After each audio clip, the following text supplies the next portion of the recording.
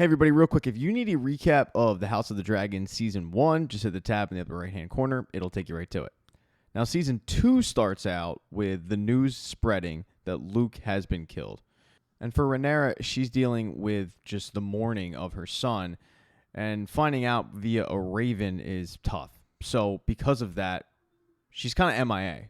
What she's actually doing, though, is getting confirmation that her son is dead, meaning she has to track down his dragon, track down his body, and actually see for herself that, yeah, he's no more. In her absence, you've got Daemon, who is dead set on starting this war and enacting revenge. And it's not like he's the only one who thinks war is coming. In fact, just about everybody thinks war is coming. It's a formality at this point. You've got the blockade going on with the Sea Snake. You've got Aemon, who doesn't really care that he just killed somebody. And then you've got Jace, who is up in the north trying to curry favor with Cregan Stark at the Wall when he got word of his brother's death. So he was already kind of preparing for war when this news broke. As I said, just about everybody's preparing for this war. They were already doing so, but now it's just 99% going to happen. The person most eager to get this conflict kicked off is probably Daemon. He wants to head to King's Landing and kill Vhagar, who was Aemon's dragon. He asks Rhaenys for help, but she tells him, yeah, I'm not doing that. I just flew around on a dragon for a few hours, making sure the blockade's in order. You don't have any power here. I'm not following your lead. And because Daemon doesn't have any backup, he has to just sit back and wait. Over at King's Landing, though, there is some naivete going on with King Aegon. He's got to head to his council meeting that day. He wants to bring his son, his 4-year-old son, Jaehaerys, along because Jaehaerys is going to one day be king. Jaehaerys ends up kind of just being an annoyance to Tywin Lannister, who's trying to give the king advice, but 4-year-olds are going to be 4-year-olds. They're going to be annoying, and he can't really discipline them because he is the future heir to the throne. It's during this meeting that the Hand of the King gives Aegon an update that basically every letter they've sent out has gone unanswered, including Alicent's letters to Rhaenyra. Shockingly, Rhaenyra hasn't been keen to respond to the letters after her son was murdered. A sympathy card from CVS doesn't quite hit home when it was your son who did it. One of the maesters says, we have to prepare for war at this point. They've made it pretty clear that they're not going to be teaming back up with us and accepting our terms. But when Alicent looks at the king for support because he really hasn't gotten involved, the king is busy just staring at his son who's making Tywin's life a living hell. Aegon's just not really ready for this responsibility of being the king yet. Alicent is able to get the meeting back on track where her father lets everybody know that Rhaenyra's blockade is making life really, really difficult in King's Landing. And unfortunately, they lost the element of surprise, so now they just kind of have to play this out the way that the board is set. He looks right at his daughter as he says this, kind of blaming her for the situation that they find themselves in. As the group discuss how they're going to need to bolster their navies, and the Maester actually proposes putting Dalton Greyjoy in charge of Master of Ships, in walks Aemond.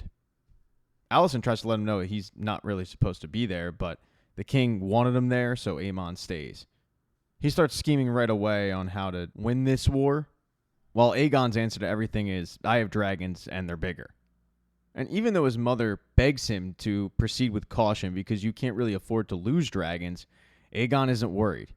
He wants to fly to River Run and bully Lord Tully into bending the knee. It's Alicent, though, that reminds him they can't afford to lose Vhagar at this moment because it's going to deter Rhaenyra. And Otto lets him know that he needs to practice restraint at this moment.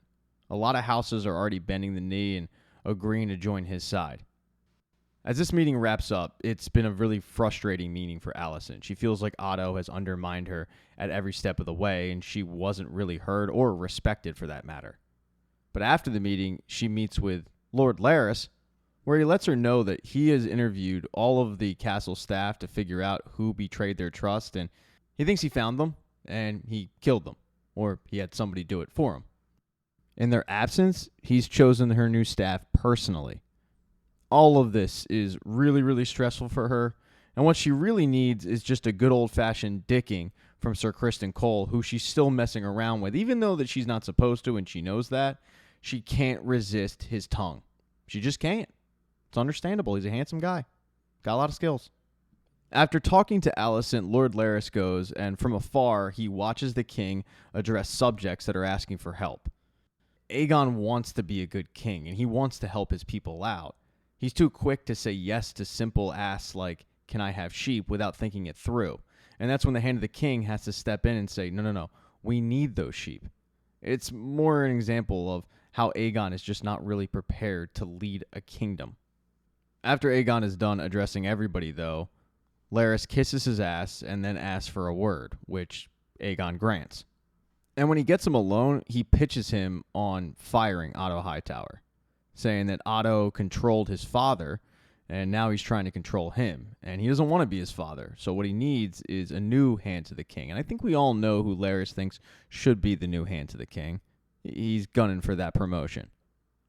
Otto, meanwhile, was busy meeting with Alicent, who requested a meeting with him hours ago, but never was granted one because he was busy controlling said king. And she tells him, Dad, you can't sit there and undermine my authority. It makes me look bad. It gives me no credence in that room whatsoever. I need you as an ally, not an enemy. Help me with this. Aegon still needs me, at least in private, and when you undermine my voice, both of my boys will grow deaf to it. Otto admits that he hadn't seen it like that before, but he sees how she could view it as such. And she says, Dad, once the lure of power has rubbed off on Aegon and he gets bored with it, then we can start steering him to what we want to do. And he says that's a great plan, but you have to accept that the path to victory now is riddled with violence. And that is something that she absolutely recognizes. Back with the other half of this story, Rhaenyra, she's finally returned. Her council is trying to encourage her at this point, show her that they're ready to do whatever it takes to win this war. They're ready to fight if the need be. But she says 4 words. I want Aemon Targaryen. So Daemon goes to work. While Daemon tries to figure out a way to grant his wife's wish, Jace returns a little while after Rhaenyra does, and the two have a moment together where they just mourn. She then buries the body of her dead son, and she continues to mourn. For Daemon, he does get a stroke of luck. One of the sea snake ships picked up the white worm. Daemon blamed her for a lot of what happened, and she says, no, I just went to the highest bidder. I have no allegiance to anybody. Everything I've ever done has been transactional. Daemon, trying to figure out what to do with her, just threw her in a jail cell, but when he heard those 4 words come out of Rhaenyra's mouth, he knew that he had an opportunity, but he needed the White Worm's help. So he decides to strike a deal with her. He knows that the White Worm has connections all over, including King's Landing, and he knows that she can get somebody to let him into King's Landing, which she does, of course, know somebody that can let him into King's Landing. So under the covert of night, Daemon, along with some brute, head to King's Landing, and they meet with a rat catcher. This guy's entire job is just to hunt rats in the kingdom, catch them, kill them. He's really good at it, and there is a rat infestation. It's kind of like New York City.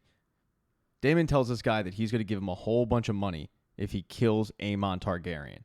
He's going to take this brute, and the two are going to head into the castle using the tunnel system that the rat catcher knows so well.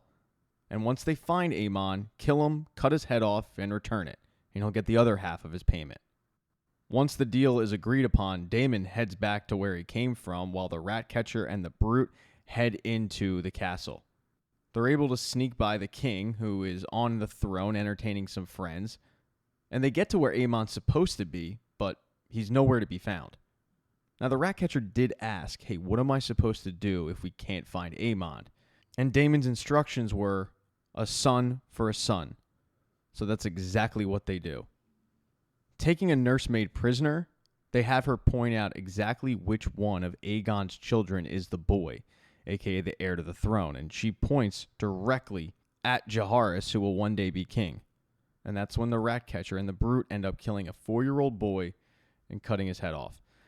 As for the nursemaid, she grabbed Jaehaerys' sister and brought her to safety, interrupting a sex session, a very sexy one, mind you, between Alicent and Kristen Cole, and she lets him know they killed the boy. Thank you so much for checking out this recap. Please consider subscribing to the channel and subscribing to my Patreon. Hit thumbs up if you liked it. Smash that thumbs down button if you thought it sucked. If you left a comment, I don't get back to you. I usually don't check the comments unless they're like a super comment. Also, if you don't see the next video up on the end screen, not to worry. It'll be up in a day or two.